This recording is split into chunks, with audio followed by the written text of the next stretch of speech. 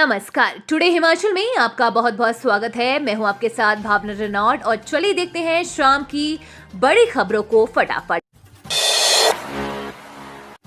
पति को छुड़वाना है तो पैसे भेजो और ठग लिए 40,000। घुमारवीं क्षेत्र की महिला शिकार।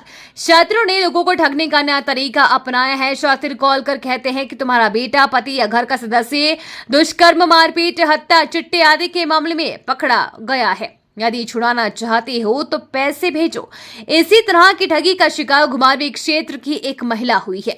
शातिरों ने दुष्कर्म के मामले से पति को बचाने के लिए महिला से 40,000 रुपए ठग लिए। ठगी का पता चलने पर मामले की शिकायत घुमारवीं थाने में दर्ज कराई गई है।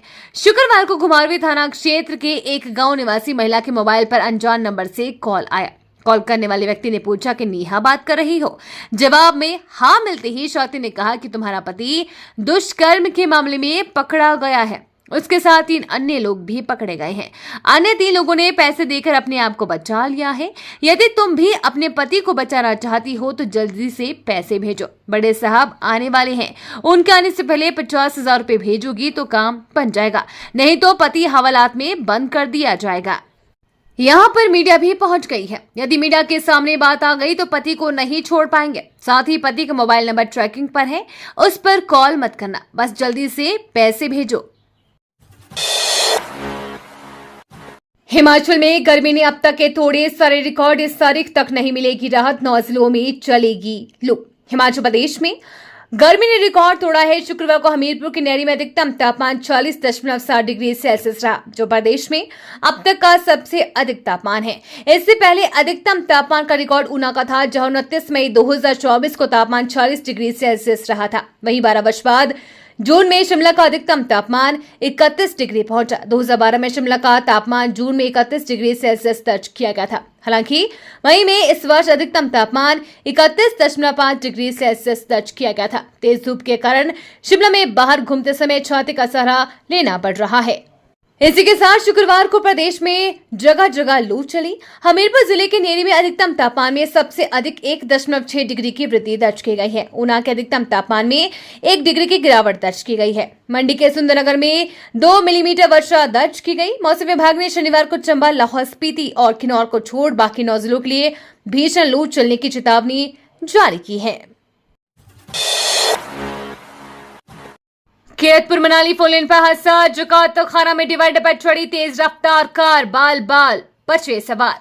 हिमाचल प्रदेश की सड़कों पर तेज रफ्तार का कहर जारी है। ताजा मामला कीरतपुर मनाली फोरलेन पर जकात खाना में पेश आया है।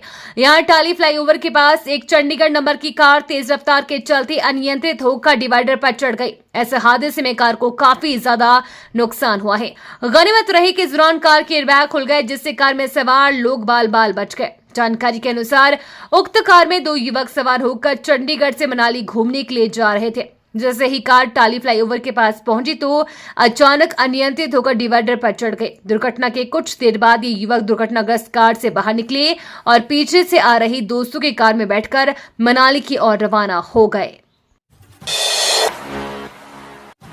होटलों का कामकाज ऑनलाइन होने से हाईटेक हुआ। पर्यटन निगम ऑनलाइन मिलेगी हर कामकाज के रिकॉर्ड की जानकारी। हिमाचल पर्यटन विकास निगम के बाद निगम के सभी होटल, रेस्टोरेंट और कैफे का रिकॉर्ड डिजिटल हो गया है। इससे HPTDC के घाटे से उबारने में मदद मिलेगी। इसके अलावा होटलों के हर कामकाज की जानकारी का रिकॉर्ड ई-ऑफिस पर ऑनलाइन मिलेगा। अधिकारी कार्यालय घर एवं प्रदेश के बाहर कहीं से भी फाइलों को डिजिटल साइन के माध्यम से निपटा सकेंगे। अधिकारियों की माने तो HPTDC सरकार का पहला उपक्रम है जिसे पूरी तरह से ई-ऑफिस की सुविधा से जोड़ा गया है। इसका मकसद निगम के कामकाज को पूरी तरह से पेपरलेस बनाना है। हिमाचल पर्यटन विकास निगम के बाद अब प्रदेश भर की 65 होटल इकाइयों को ई-ऑफिस की सुविधा से लैस किया गया है। पहले कार्यालय में एक से दूसरी जगह जाकर फाइलों को मंजूरी मिलती थी। इसमें काफी समय और टेबलों पर फाइलों का ढेर लग जाता था। कई बार फाइलें गुम हो जाती थी, लेकिन अब संबंधित फाइल का सारा रिकॉर्ड अधिकारी को ई-ऑफिस पर ही उपलब्ध होगा। अब से घर बैठे या टूर पर भी फाइलों को निपटा सकेंगे। इससे फाइलें लंबित नहीं होगी, कामकाज में तेजी आएगी। एमफिल के विद्यार्थियों के लिए राहत भरी खबर, डिग्री पूरी करने का मिलेगा मौका। एमफिल के विद्यार्थियों के लिए राहत भरी खबर है। ऐसे विद्यार्थी जो अपनी डिग्री पूरी नहीं कर पाए हैं, उन्हें एक मौका मिलेगा। हिमाचल प्रदेश विश्वविद्यालय की कार्यकारिणी परिषद की बैठक में ऐसे छात्र छात्राओं के लिए अतिरिक्त अवसर प्रदान करने के प्रस्ताव को मंजूरी प्रदान की गई है। शुक्रवार को विवि में कुलपति प्रोफेसर एसपी बंसल की अध्यक्षता में बैठक हुई। इसी ने यूजीसी के दिशा निर्देशों के अनुसार मानव संसाधन विकास केंद्र का नाम बदलकर Madan Mohan Malviya teachers training centre किए जाने को मंजूरी दी।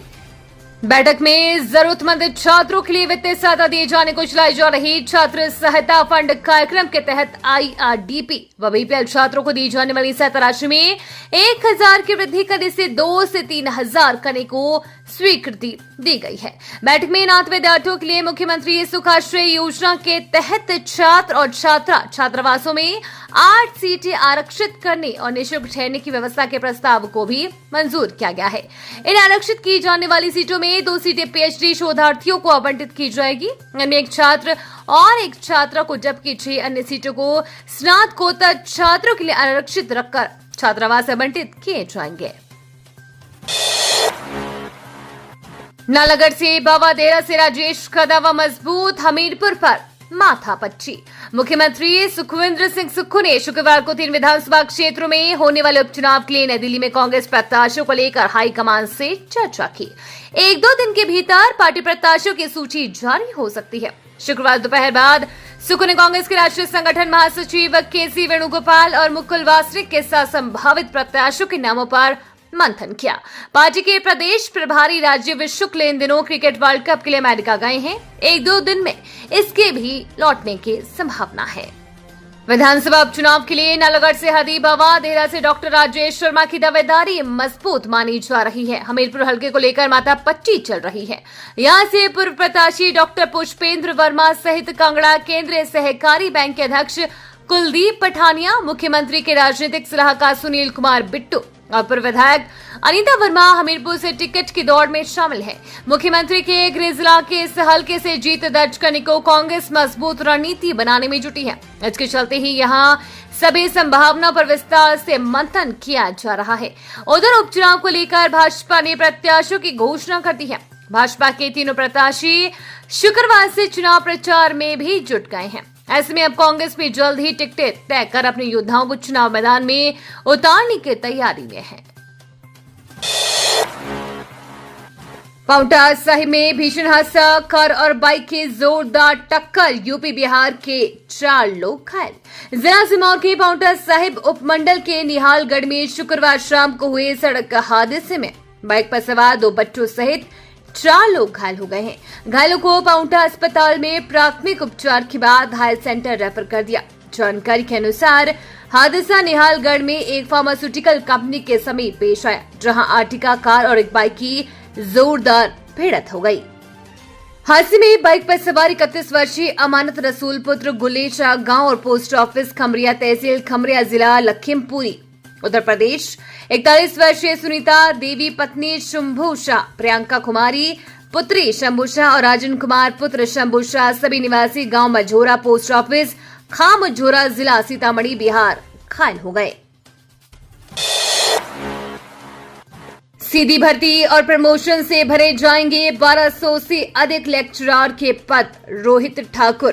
पराशर झील की तपोस्थली पराशर झील में आयोजित जिला स्तरीय सरनाहुली मेले में शिक्षा मंत्री रोहित ठाकुर ने कहा कि कांग्रेस सरकार ने सत्ता में आते ही 150 कॉलेज में से 105 में प्रधानाचार्य के पदों और 630 सहायक प्राचार्यों के पदों को भरा है और अगले महीने सीधी भर्ती और प्रमोशन के आधार पर 1200 से अधिक प्रवक्ताओं के खाली पद भर दिए जाएंगे। उन्होंने कहा कि मंडी जिले के सभी स्कूलों में जहां विद्यार्थियों की संख्या 20 से अधिक है, वहां पर एक अन्य अध्यापक की नियुक्ति बहुत जल्द कर दी जाएगी। सरकार सरकारी और निजी स्कूलों में जो अंतर है उसे खत्म करने का प्रयास सरकार कर रही है।